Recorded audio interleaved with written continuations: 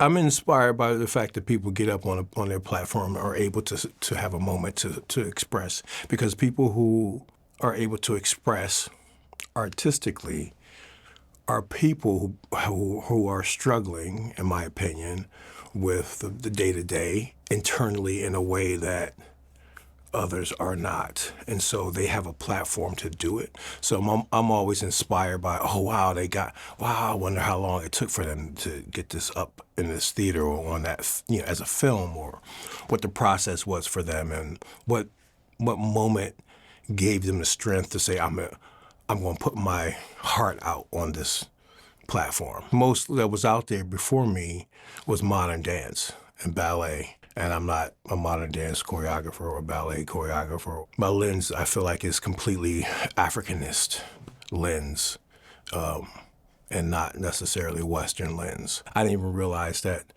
people went to school.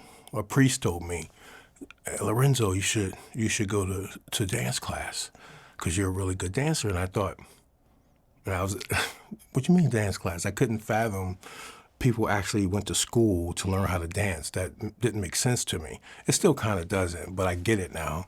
But then I just, school? I thought they were in desks, and it was like, hey, this is how you dance. I don't know what, you know what I mean? I don't think I really subscribe to it. However, I have friends who are great ballet dancers. I love watching them dance.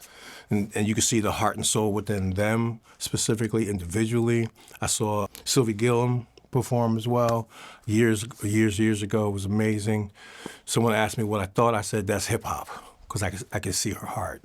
It was a difference, you know what I mean? I feel like people who get on the platform and do the thing, as I was explaining earlier, I love that. I want to see that. And that's what sort of moves me. I think there's some two words you used just recently. One was constructed, the other one was form.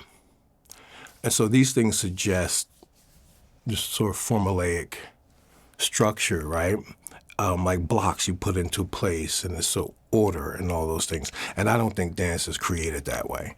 To do it that way means that you're thinking. If you're thinking, you're not dancing, right?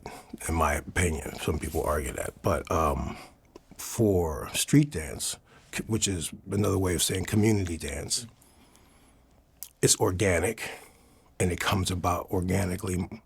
So when I'm creating work, I cannot not make it create a work that isn't organic, like the process, like I'm making it up. So most of the time, I don't plan the movement, what I'm gonna do. I go into the studio and I just make it up in the moment, and then we'll see what we have after that. Then I begin to put the pieces together to see what works with what. Then I look at the outside elements to help showcase what's happening physically, and that's the lighting, maybe the music. And sometimes the music is pre or during while I'm getting the idea. And so the idea of constructing and thinking about it sort of as this form. Like, for instance, for street dance, we say street dance styles. And if it's a style, then it suggests individuality, right? Which then suggests some sort of progression. A form cannot progress, in my opinion. A structure is, you either tear it down, stop it, you can construct something on top of it, right? But a style breathes because it may change. It goes like that. Individual person can come in and say, hey, I'm gonna do it this way, but there's a breath in that. And so for me, it's more about how does everyone feel in the room? How does the dancers feel about the energy in the room? And then there are some moments that are structural, right? So in many ways, this is sort of like a flexible structure that is pliable, right? Like the structure that you see this wave, it's not, and then it might just do that and break.